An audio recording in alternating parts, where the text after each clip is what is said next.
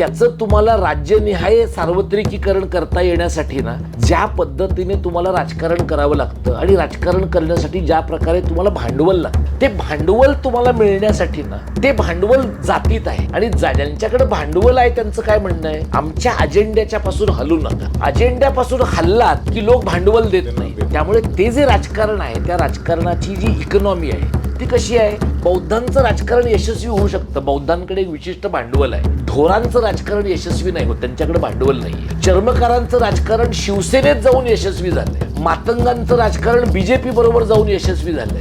काँग्रेसच्या बरोबर जाऊन नवबौद्धांमधल्या एका सेक्शनचं राजकारण यशस्वी झालं, पण ते पेनिट्रेट झालं नाही. त्यामुळे लाभांचं वितरण ही एक अत्यंत महत्त्वाची गोष्ट आहे आणि ते ज्या पद्धतीने घडेल त्या पद्धतीने मला वाटतं की जातीच्या अंताची लढाई आणि जातींना सॅनिटाईज करण्याची लढाई, म्हणजे जाती सॅनिटाईज करणं एवढं आवश्यक आहे की एकेकाळच्या वंचित जातींमध्ये पण एकमेकांचं बरं चाललेलं नाही. जात व्यवस्था जी भारताला एक रोग लागलेला आहे बऱ्याच वर्षांपासून, 75 वर्षांमध्ये म्हणजे संविधानाने तशी तरतूद केलेली आहे परंतु ते लागू झालेलं नाही आहे. तर काय कारण आहे की जात व्यवस्था अजूनही संपुष्टात आणण्यामध्ये, म्हणजे फक्त मी राजकारण्यांकडे किंवा त्या भागाकडे बघत नाही आहे, न्यायपालिका आहे, मीडिया आहे, तुम्ही आम्ही सामान्य नागरिक आहोत, काय काय प्रॉब्लेम काय आहे ती एक तू बघ की आपल्याकडे आपल्या देशामध्ये एकतर आणि मराठी भाषा लवचिकपणे वापरतो आपण म्हणून लोक जात नाही ती जात असं एक म्हणण्याची पद्धत आहे आपली. असं आहे की बाबासाहेब जातमुक्तीबद्दल बोलले, जातीच्या अंताबद्दल बोलले, म्हणजे ते जे उद्दिष्ट आहे ना ते ज्याला युटोपियन तू म्हणशील अत्यंत आदर्शवादी उद्दिष्ट आहे. एखाद्या देशामध्ये जेव्हा माणसं संघटित करण्यासाठी तुम्हाला काहीतरी एक आयडेंटिटी लागते, मग ती भाषा आहे, जात आहे, धर्म आहे, वंश आहे, त्यावेळेला त्या आयडेंटिटीचा लोप होईल ही शक्यता फार दुर्मिळ आहे. म्हणजे बाबासाहेबांनी ज्या वेळेला जातमुक्तीचा मुद्दा मांडला त्यावेळेला सावरकरांनी असं म्हटलं होतं की संघटना जातींच्या व्हायला पाहिजेत. तर त्यावेळेला बाबासाहेबांच्या सारख्या लोकांनी त्यावर टीका केलेली आहे. आता जर तू पाहिलंस तर भारतामध्ये महाराष्ट्रामध्ये अगदी बारीक बारीक जातींच्या संघटना आहेत. म्हणजे असं नाही की एका जातीची एक संघटना आहे त्याच्यामध्ये म्हणजे आता परब मराठा अशी एक त्या आडनावाच्या लोकांची संघटना आहे. म्हणजे सोनारांमध्ये वेगळ्या लोकांची संघटना आहे किंवा मातंगांमध्ये वेगळी संघटना आहे. म्हणजे महार राहिलेल्यांची संघटना आहे, नवबौद्ध झालेल्यांची संघटना आहे. आता दलितांची संघटना आहे, दलित ख्रिश्चनांची संघटना आहे.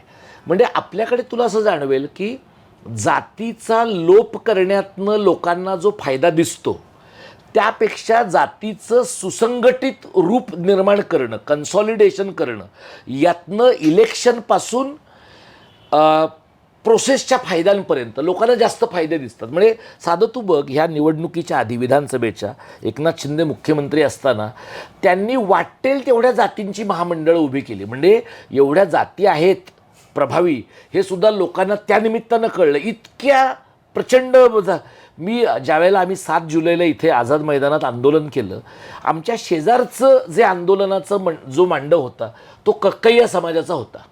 त्यामुळे त्यांनी कक्कय्या समाजाचं आर्थिक विकास महामंडळ करावं ह्या मागणीसाठी लोक बोलवले होते आणि आमच्या आंदोलनाला सकाळी जितके लोक होते त्याच्या 5पट लोक त्यांच्या आंदोलनाला होते. कारण त्यांचा फोकस पक्का आहे. त्यांचा काय आमच्यासारखा भाषा वगैरे ॲबस्ट्रॅक्ट फोकस नाही आहे. त्यांचा फोकस क्लिअर आहे. तू कक्कय्या आहेस का, तुला महामंडळ पाहिजे का, तुला नको असलं तरी पाहिजे, त्यामुळे तू ताबड मी सांगतो तुला पाहिजे, त्यामुळे तू ते महामंडळाला हो म्हण. आणि लोकांचं काय म्हणणं आहे, मला पैसा मिळणार. आणि लोकांचं काय म्हणणं आहे, महामंडळ झाल्यावर तोटा होणार का, नाही होणार. हा आज अध्यक्ष आहे, तो उद्या अध्यक्ष आहे, परवा मी अध्यक्ष, असं फिरवाफिरवी करायची. त्यामुळे लोकांचं असं झालं आहे की जातीमुळे समाजामध्ये काहीतरी तुम्हाला आयडेंटिटी मिळण्याची क्षमता वाढली आहे. उपद्रव मूल्य पण आहे की म्हणजे लोक असं म्हणू शकतात आमच्या जातीबद्दल बोललात तर खबरदार. म्हणजे शिवाजी महाराजांच्याबद्दल कोणी बोलायचं, मराठ्यांनी बोलायचं. तू ह्याला गेलास ना वडू बुद्रुकला, जिथे संभाजी महाराजांचं स्मारक आहे, तिथे जर तू गेलास तर तिथे 2 ठिकाणी ती स्मारकं छोटी छोटी आहेत. तर एक ठिकाणी म्हणजे जिथे ते शिवलेंचं गाव आहे, जिथे असं म्हणतात की संभाजी महाराजांच्या शरीराचे तुकडे करून टाकल्यानंतर ज्यावेळेला इतर कोणी मंडळी आली नाहीत तेव्हा तिथल्या शिवले महार जमातीतल्या लोकांनी ते त्यांचा देह शिवला आणि म्हणून गोविंद गोपाळ गायकवाड. हा ते शिवले. आता काय आहे की या प्रत्येकाची स्वतःची मिथक आहेत. याचं डॉक्युमेंटेड एव्हिडन्स तुमच्याकडे असतो किंवा असत नाही, पण त्यातनं त्या शिवलेंना एक आयडेंटिटी आहे, त्या वडू बुद्रुकच्या लोकांना एक आयडेंटिटी आहे. आता असं तू गावागावांमधनं तालुक्यातमधनं गेलास तर जातीची एक आयडेंटिटी उभी राहते आणि त्यातनं लोकांना असं लक्षात आलं की आपण एक ग्रुप म्हणून जात म्हणून जर गेलो तर तुला रोजगार मिळू शकतो, ह्याला पेट्रोल पंप मिळू शकतो, मला एखादी एजन्सी मिळू शकते. म्हणजे लोकशाहीमध्ये लाभांचं वितरण हे जर जातकेंद्री झालं आणि त्याच्या बदल्यात आपण काय करायचं आहे तर आपल्या जातीतल्या लोकांच्या एका मतांचा ॲश्युरन्स त्या माणसाला द्यायचा आहे. म्हणजे मतांचा ॲश्युरन्स आणि जातनिहाय लाभार्थीपणाचं वाटप याच्यातल्या साटलोट्यामुळे ना जातीचा लोप होण्याची शक्यता मला नजीकच्या भविष्य काळात दिसत नाही. म्हणजे वैयक्तिक पातळीवर माणसं डिकास्ट होतील, वैयक्तिक पातळीवर माणसं आंतरजातीय लग्न करतायत, वैयक्तिक पातळीवर लोक एकमेकांशी जातमुक्त पद्धतीने वागतच नाही आहेत असं नाही आहे, पण सामूहिक पातळीवर डिकास्ट होण्याचा जो प्रयोग आपल्याकडे समाजवाद्यांनी, डाव्यांनी, काही आंबेडकरवादी मंडळींनी पण केला, तशा प्रकारचा प्रयोग नजीकच्या भविष्य काळात भारतात यशस्वी होण्याची मला शक्यता दिसत नाही. कदाचित बाबासाहेब आज असते तर जाती अंताच्या लढ्याच्या पेक्षा वेगळा विचार करून जातीच्या अस्तित्वाची अशा प्रकारच्या टोकदार राजकीय अस्तित्वाची दखल घेऊन मग काय करायचं याचा त्यांच्यासारख्या माणसाला विचार करावा लागला असता. पण दुर्दैवाने बाबासाहेबांचं नाव सांगणारी जी मंडळी आहेत, दलित चळवळीतली आणि दलितेतर चळवळीमधली सुद्धा, यांच्याकडं त्या प्रकारचं व्हिजन नाही. त्यामुळे आता त्यांनीसुद्धा स्वतःला त्या प्रकारच्याच सॉकेटमध्ये घालून घ्यायचं ठरवलं आहे. प्रकाश आंबेडकरांनी ह्या बाबतीमध्ये काही एक प्रयोग करून पाहिला, म्हणजे वंचित बहुजन आहे किंवा त्याच्या अगोदरचा किनवटचा प्रयोग जो त्यांनी केला, हे मला महत्त्वाचे प्रयोग वाटतात. पण हे प्रयोग जे आहेत ना, हे काहीसे अण्णा हजारेंच्या राळेगणसिद्धीच्या प्रयोगासारखेच आहेत. ते एका गावापुरते, एका शहरापुरते, एका निवडणुकीच्या पुरते, आणि त्याचं तुम्हाला राज्यनिहाय सार्वत्रिकीकरण करता येण्यासाठी ना ज्या पद्धतीने तुम्हाला राजकारण करावं लागतं आणि राजकारण करण्यासाठी ज्या प्रकारे तुम्हाला भांडवल लागतं, ते भांडवल तुम्हाला मिळण्यासाठी ना ते भांडवल जातीत आहे. आणि ज्यांच्याकडे भांडवल आहे त्यांचं काय म्हणणं आहे, आमच्या अजेंड्याच्यापासून हलू नका. अजेंड्यापासून हल्लात की लोक भांडवल देत नाही.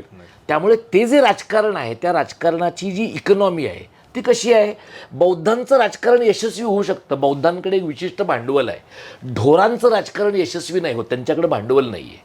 चर्मकारांचं राजकारण शिवसेनेत जाऊन यशस्वी झालं आहे. मातंगांचं राजकारण BJP बरोबर जाऊन यशस्वी झालं आहे.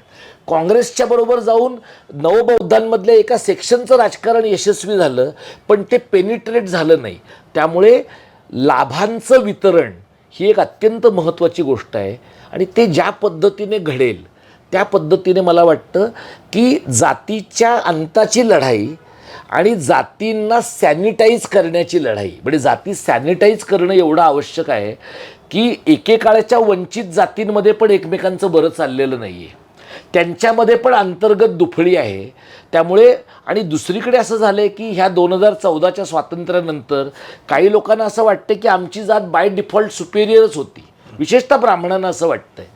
आणि काही बहुजनांना असं वाटतं आहे की हे जे काही तथाकथित हिंदू राष्ट्र उभं राहतं आहे ते आमच्या खांद्यावर आहे. त्यांना हे कळत नाही की हा खांदा काय आहे, या खांद्याने जसा वामन गेला ना आतमध्ये तसं तुम्ही पण आतच जाणार आहात. ते कळायला बहुजनांना अजून 25 वर्ष लागतील.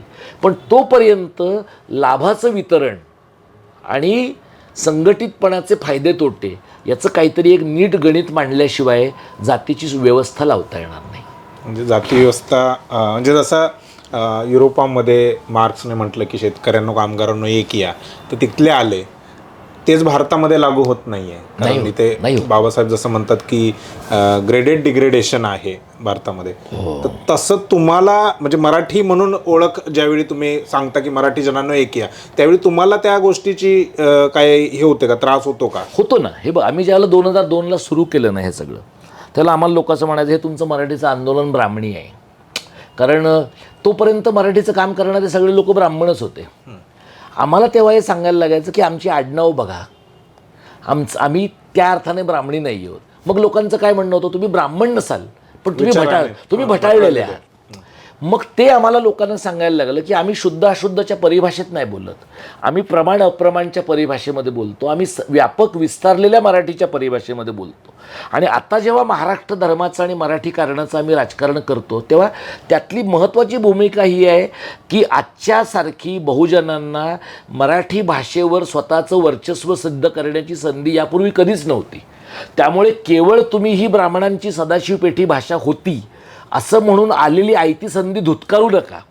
हे जेव्हा आम्ही सांगतो त्यावेळेला हळूहळू आता असं लोकांना दिसतंय. आणि मी तुला सांगतो, संभाजीनगरमध्ये एक ढमालेंच्या कार्यक्रमात मी, ढमाले, आनंद आणि प्रतिमा परदेशी आम्ही सोबत होतो. तेव्हा प्रतिमा परदेशी आणि ढमाले त्यांच्या भाषणात असं म्हणाले की आम्ही आमच्या मुलांना मराठी माध्यमात शिकवलेलं आहे. मी इथं दादासाहेब गायकवाडांच्या कार्यक्रमामध्ये, दादासाहेब गायकवाड केंद्रामध्ये म्हटलं की बाबासाहेब म्हणालेत ना, शिका, संघटित व्हा आणि संघर्ष करा. इंग्रजीत शिका असं म्हणलेत का? आणि मराठीत शिकूच नका असं म्हणलेत का? तर हा जो प्रश्न आहे ना, हा दलितांना आतापर्यंत पडत नव्हता. कारण त्यांचं कसं होतं की मराठी ब्राह्मणांची भाषा आहे, मग आपण इंग्रजीत स्वीकारलं पाहिजे. मराठी ही आपल्यासहित सर्वांची भाषा आहे आणि तिच्यावरचा हक्क सोडून देणं म्हणजे हजारो वर्षांच्या परंपरेवरचा हक्क सोडून देण्यासारखं आहे, जी सगळ्यांची परंपरा आहे. हे आत्ता त्याला एक सुपीक भूमी सापडली आहे. म्हणजे 20 वर्ष आम्ही जे रक्त आटवलं त्यातनं आता लोकांना असं वाटतंय की हा मराठीचा लढा बहुजनांचा असू शकतो.